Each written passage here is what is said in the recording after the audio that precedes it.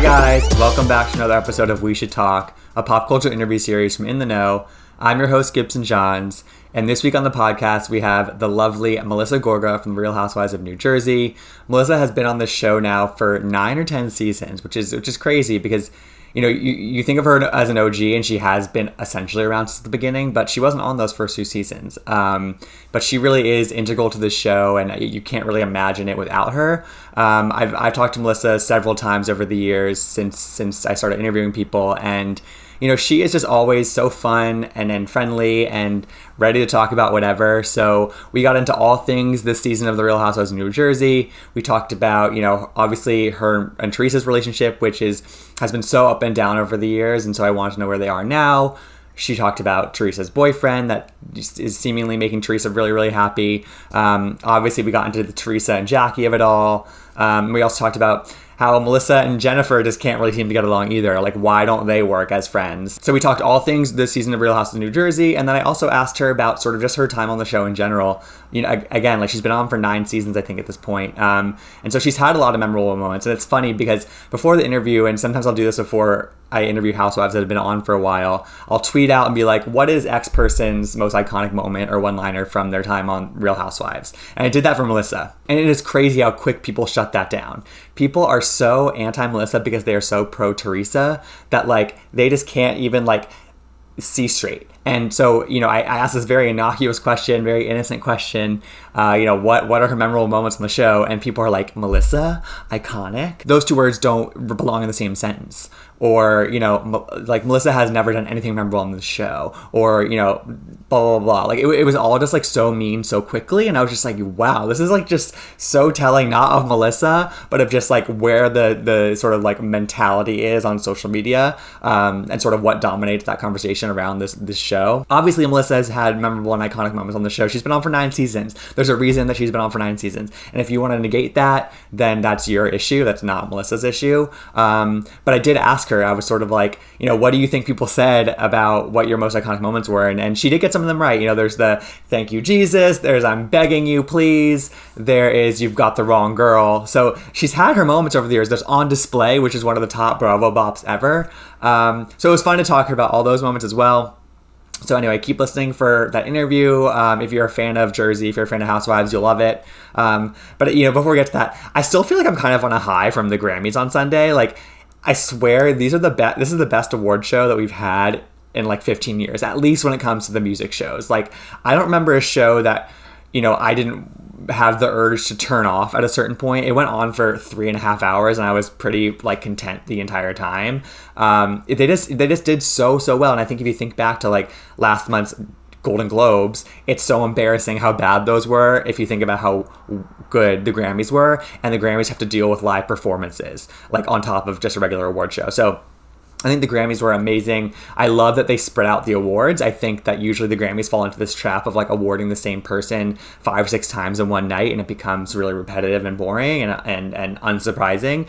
But on Sunday night, you know, Harry Styles won his first Grammy. Taylor Swift won Album of the Year for Folklore. Beyonce won 2 Grammys and broke the all-time record. Megan Thee Stallion won 2 major awards and rightfully won Best New Artist. Billie Eilish came back and won Record of the Year.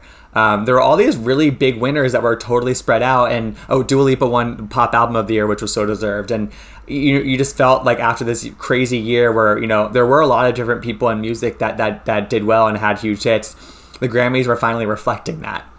Obviously, it's not perfect. You know, Blinding Lights broke all these records last year. I think it's been on the charts for like a full year, which has never been done before, I'm pretty sure. So for The Weeknd and Blinding Lights to be totally shut out of these awards and kind of create that controversy for no real reason, that's a huge blind spot. There's obviously a lot more. There's a lot more to be done and to improve in the future. But I think this year showed that they are taking a step in the right direction. And it felt like the most current Grammys kind of ever. You know, usually the Grammys have, you know, a mishmash of artists come together for medleys, paying tribute to some legacy artist who's like in their 70s and getting an honorary Grammy or something like that. And that's sort of like a lot of the night is dedicated to that. And sometimes that results in great moments. But, you know, it still just doesn't feel like it reflects the current music industry. But, the other night, we had Taylor Swift performing a medley of her songs. We had Dua Lipa performing a medley of her songs. Megan Thee Stallion performing the medley of her songs, followed by the first ever live performance of WAP with her and Cardi B. We had a ton of other performances that felt like they were reflecting the music that was on the radio this year, that was on the charts this year. And again, like, it's not a perfect reflection, but it's way more so than the Grammys have ever done in, at least in the last like 2 decades, really. So I don't know. I just think the Grammys were really well done. Choosing to do some of the awards, all the awards outside, was really smart, and different from what other award shows have done during the pandemic. So anyway, you have to give my props up to the Grammys, because I really do think they did a really great job this year. And I look forward to, hopefully they continue that trend for years to come. But who knows? I mean, like, again, this year has been such an anomaly and such a, like, lightning in a bottle moment for a lot of things, in a lot of bad ways and a lot of good ways. But the Grammys is one of the good things. So if you haven't watched some of those performances, I definitely recommend watching them, because I was thoroughly impressed. So anyway, keep listening for my interview with Melissa Gorga, and don't forget to tune in to The Real Housewives of New Jersey, Wednesdays at 9 p.m. only on Bravo. And please rate, review, and subscribe to We Should Talk on Apple Podcasts or wherever you get your podcasts.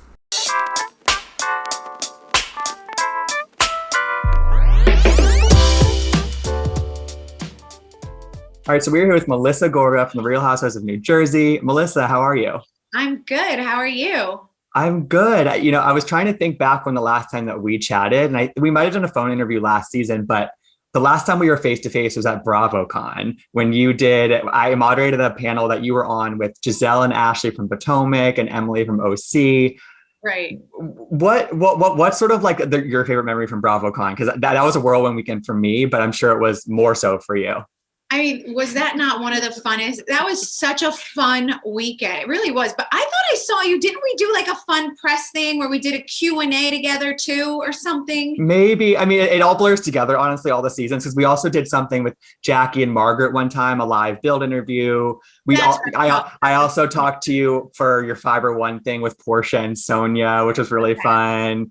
So it's been a lot over the years, but Bravocon is sort of what is top of mind for me. There was nothing like that. I cannot wait. I have a feeling it'll come back bigger and better, just because the fans got like a little taste of it, and it was so amazing that even I felt like we were the Beatles coming through. Oh, I mean, literally, like, I felt like I was amongst my people, and like it just, like the Bravo universe was just together as one and ready to celebrate Bravo. It was crazy. And I was gonna say, because I'll never forget this as long as I live. About like maybe 5 minutes into our panel, your husband, Joe Gorga, walks in to sit front row, and you would have thought from the reaction to the crowd that Brad Pitt had just walked in. Like, literally, there was a literal standing ovation for your husband, and like, it was amazing. Oh my God, he loves it. He'd be like, "Oh, you see my goes to his head." Like, is that a classic reaction for Joe Gorga when you in your life? Yes, definitely classic. He just has that thing. Everyone just loves Joe. He really just wears his heart on his sleeve, and he's just that guy. Totally. He just has that thing. So how himself, so that's what. Yeah. How are Joe and how are the kids doing? It's a lot's going on. So how's the whole fam holding up? Everybody's good. We just moved, so we're actually. Congrats. Yes, thank you. We were trying to sell the house for a long time. Yeah. So it's sold. It was a very specific buyer. It's a large house. It's in a specific area. So it took a minute, but we're good. We're building a new house now. So obviously we're going to be in a rental for a year. Joe swears it'll be less than a year, but we'll see how quick he can build. Crossing my fingers for you, honestly. I just designed the whole thing. With the amazing. Yeah. Okay. He's gonna build it. We're together. We're gonna do it from the ground up. So I decided I'm gonna document all of this, like, on my Instagram and everything. You should. People are so into it. They love this. So. It sounds like it's really going to be sort of like your dream home, sort of like as you envisioned it, which is kind of cool. It really is. It doesn't need to be as large as my other one. I just want it more modern, a different vibe, different spaces.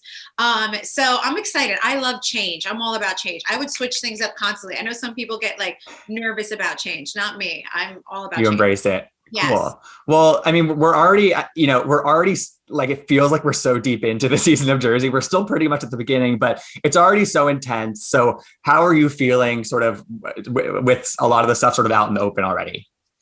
Here's the thing. I've been on this show for a very long time. I mean, pretty much since the beginning. So I know when we have seasons that the fans are going to go crazy over. And I know when we have seasons that are going to be, a decent season, but not like the holy cat. This is one of those. This is a holy crap season. Like, I haven't seen this kind of season in a long time, to be honest. And I knew it while we were filming it. And it also stressed me out. And that's how I knew it. Because I haven't felt stressed like this probably since season 4. So I'm like, oh no, I got that feeling is back. Like, so for you, it's like the level of stress correlates with the quality of the season. Unfortunately, sometimes it does. Makes sense. But yeah, so it's stressful. It's for Joe and I obviously I know you guys have seen the trailer. It's a little different for him and I this year. It's very real for us. And it's not that we were ever hiding anything before, because we weren't. I think I've shown throughout the years that as I worked a little bit more, it stressed him out, and we were having, small little difficulties that we were working through. It truly happened like during COVID and over that time that we got to a level, which I feel like every marriage has its ups and downs. There's always a year or two here and there where you kind of, wow, we're going through it this year. And the truth is, we were really going through it this summer, and we were filming. And I'm not really one to want to, like, I don't want to yell at my husband on camera. But first of all, we don't have that kind of relationship anyway. But it was just, we were really going through it. And I was at my wit's end with him, and I think I let it show. And he even couldn't hide his feelings either, like a little passive aggressive. And then I'd be like, are we speaking to Jennifer? Or are we speaking to me? Like, we were having a moment. So right. I'm stressed about it, but I think it's normal in life. It's real. I mean, there's definitely times when we are close to, we're an awesome couple, but we were struggling, and we show the struggle. Yeah. And I think you're right. I think like if you've been on the show for almost a decade at this point, and it's sort of like, if you hadn't had maybe that year or two where it was kind of really, not a low, but sort of a really big struggle for your marriage, then I think that people would be like, what aren't you guys showing us? So I think that's awesome that you guys are at least showing that and not shying away from, airing out some of the struggles. We couldn't shy away from it. It was so there, like you could feel it. Yeah. Feel it in the room. We couldn't even hide it if we wanted to. And I'm not really ashamed of it, because at the same time, I'm like, but we're so good in so many ways. We show you guys how tight of a family we are and how hard we're fighting to keep our family together. And, I feel like it's normal to have ups and downs, and we were having a down, and we showed it. Yeah, totally. I had Margaret on a couple weeks ago, and, I remarked to her that I think that this cast is one of the most balanced casts kind of across Real Housewives franchises. I mean, you guys haven't changed for 3 seasons. I mean, Danielle has been in and out, but like as the core cast has remained the same for 3 seasons. And that's kind of, that's pretty rare for not feeling like they need to put somebody else in to really spruce it up. And, what to you, I mean, obviously we kind of have the 2 sides of it, which I think is sort of like Teresa, Dolores, Jennifer, you, Jackie, Margaret, but I think it's more complex than that. I think there's more gray area than I think, first comes to mind. For you, what makes this cast work so well? Because I just have enjoyed you guys for the past 3 years so much. Yeah, I will agree with you. I do think it's an awesome cast. It really, really is. And we all have a little something different. And I think this cast isn't afraid to speak up, and no one's, it was always hard to cast Jersey, because Teresa and I have been on for so long, and we're a family, and it's very rough to like mix people in with us, because it's too strong of a situation. Totally. But they have all found their place. Everyone has, found their spot. No one's scared. Everyone says what they feel. And that, I think, is the most important, because it's very hard when you have like OGs there for a long time. You bring new people in, and they're like, oh, we don't really want to say that, even though we think they're wrong. And that drives me crazy. Exactly. She's wrong. Tell her she's wrong. And you're here for a reason, and one of those reasons is to speak up. So I think it's yeah. You don't kiss anyone's ass. Don't like. I'm so sorry, my dog is barking. It's okay. This happened. Part of the deal. Yeah. Yes, it's all good. It's all good. It's expected. We're at home. Yes, I'm so sorry. Can you grab him? Thank you. My son's grabbing him. Thank you. Okay. So anyway, I agree with you. It's an awesome cast, and it's really just such a great, like, I don't know. We work really well together. I'm not against, though, like throwing someone else into the mix though here and there. No, absolutely. I think that like maybe after this season it could be great, but I really think it just speaks to sort of how solid you guys are and how willing you are to sort of go there. And I think that's really great. And I think obviously, you know, the first couple episodes of the season are evidence of that. And, you know, the thing between Jackie and Teresa, you know, I'm just curious for you, like when you were at Evan's birthday party and Teresa leans over to you and shares this apparent rumor about Evan being unfaithful. What is your first reaction? Are you just like, oh my God, like, is this like I'm guessing you sort of like see what's going to play out sort of in the kind of coming months. I kind of wanted to make pretend it wasn't happening. There was like a part of me that was like, no, like, yeah, like I actually like froze for a minute in my head to say, okay, how are you going to handle this right now? Because she totally threw me off guard. And I was like, and I know like these are one of those rumors. I mean, there's plenty said about housewives, but these are one of those things that are.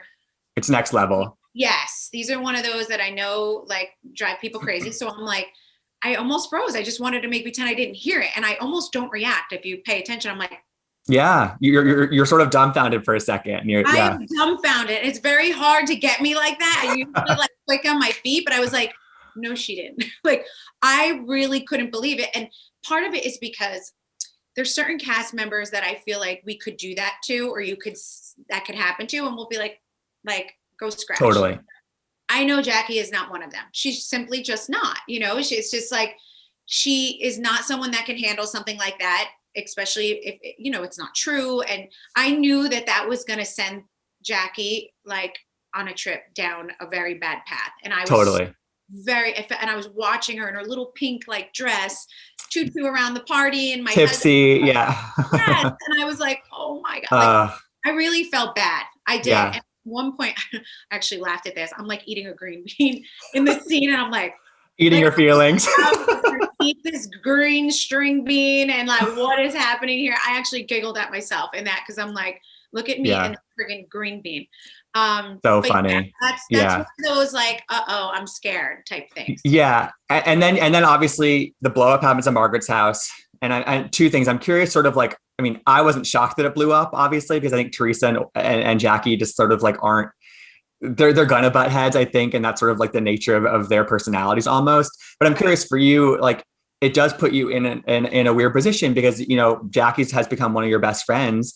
And then also Teresa and Gia are your family. So I would just love to hear from you sort of like about sort of the pickle that you're in about, you know, how do you stay really neutral or how do you pick a side?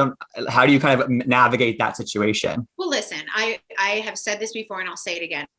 The kids, whether they're 20 or not, the children that we've all watched grow up are off limits. They're off limits. And with that said, I understand where Jackie was coming from with her analogy where it wasn't portrayed though, that it was an analogy. And I feel like she picked a really bad analogy. Let's be honest. Sure. A really bad thing. It's like, there's already a huge fire and you just went and you threw gas right on it. Like I knew as soon as she said the word Gia, that's a problem. And as a mother, I can be honest with you, like, I would never want my daughter's name associated with a drug. I would freak Absolutely. out. And so I understand that. And let's just say this. We all know that it's an analogy. Gia would never. It is not the case at all. But I understand why Teresa saw red. I totally understand that. And then the other side of me, I'm like, it's like Jackie was the one that this happened to. And now she kind of just said the wrong thing for a second. And now this poor girl is now dealing with this on top of the fact that she's the one that this happened to. So it's I'm in a position where I'm like, all right, we need to just make it come back together and realize that, you know, Teresa needs to own that she shouldn't have done that at the party and that we have no proof and that it's not true from whoever she heard it from. And we need to say that was the worst analogy someone could ever make. Absolutely. And get back together somehow. Yeah. It's sort of like waiting for them to stop seeing red and then kind of giving them that clarity. And so beyond Teresa and Jackie, I mean, again, this group is more complex than just having one sort of like battle, that we're paying attention to. And for me, one of those kind of like dynamics that is pretty fiery as you and Jennifer. And it's sort of like, I mean, like last season reunion, she came at you. She was telling you that you like made up storylines.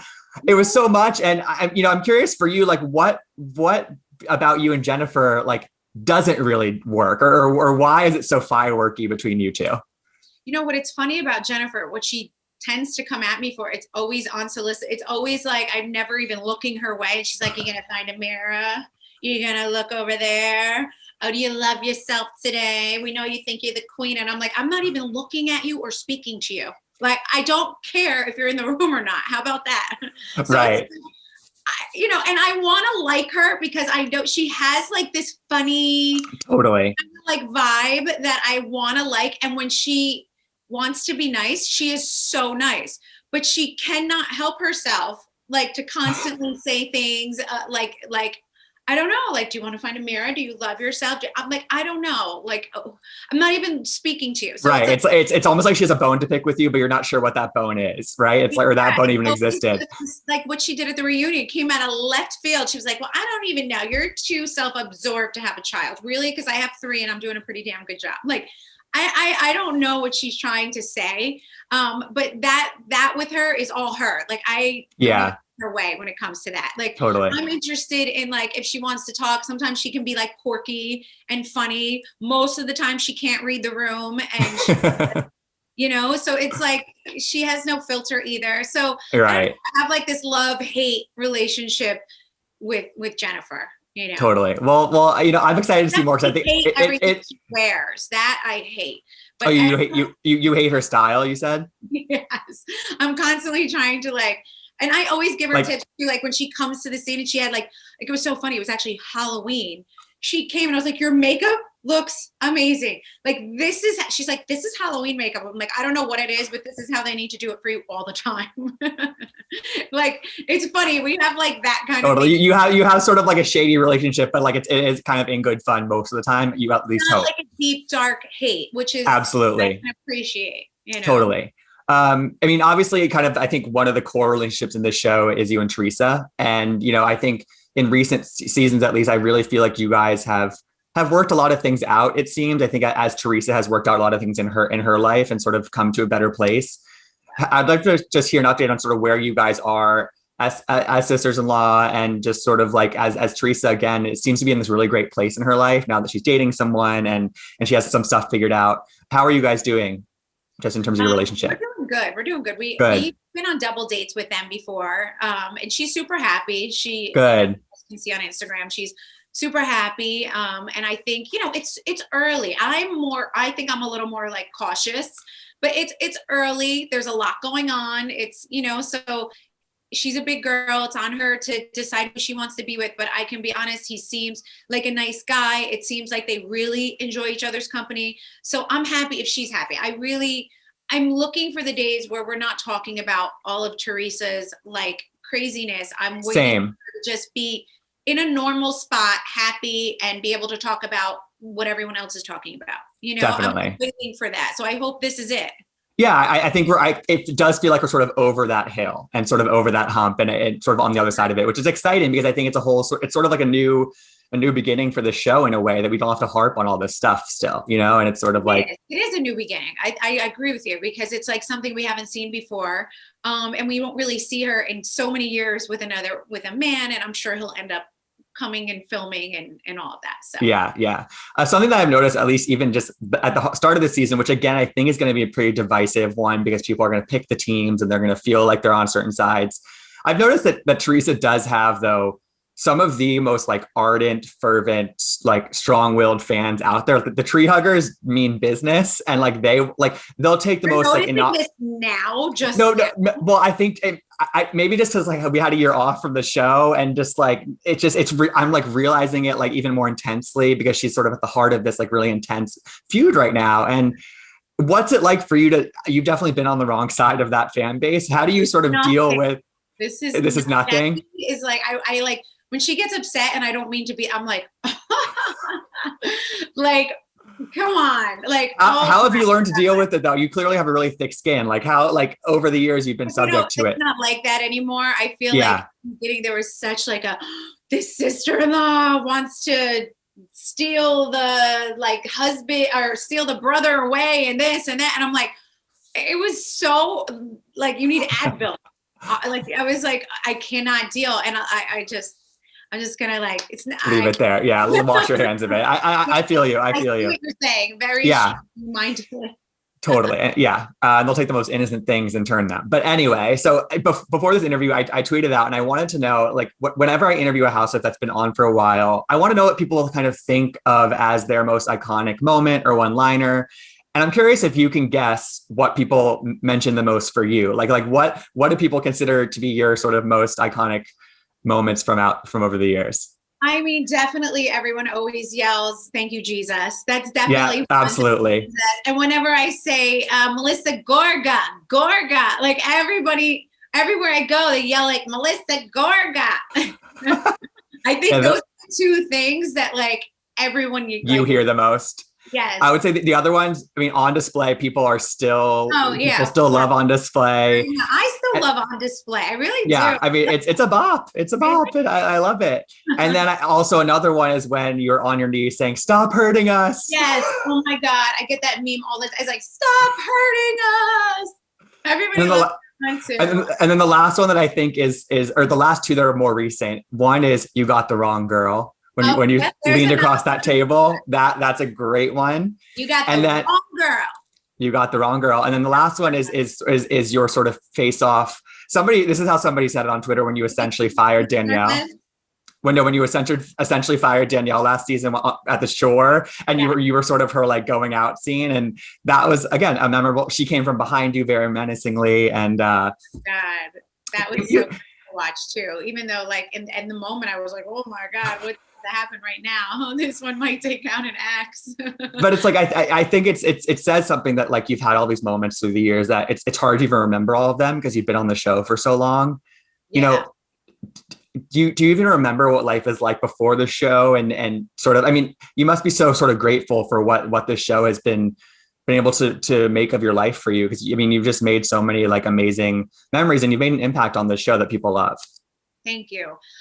You know, it's funny. I was just talking to Joe about this, and we've been married. Like I've been on the show, like for our marriage, I've been on the show longer. Like, so we've only been married for like 4 years before I was on Housewives, and now we're married for 16 years. So it's like, it's crazy. It was like 4 or 5 years. And then this show like kind of came into my life. So it's like, almost all of our marriage, we've been on a TV show, and all 3 of my children were pretty much born. I mean, Antonia was 4, Joey was born, you know, that year. So I'm like, wow, like, I don't know if we even know what it's like not to be, because I was so young when I got married to, I was 25. Right. So I mean, by 29, they were knocking on my door, and it was like, that's crazy.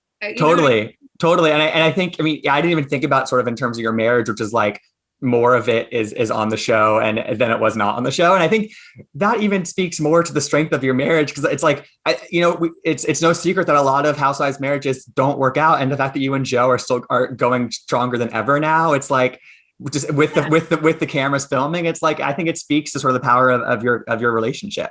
Yeah. I mean, we were literally only married, I want to say 4 or 5 years. And then the show came in, and 15 years. So, you know, it's wild. Crazy. And I always say this too, because I have to give us credit.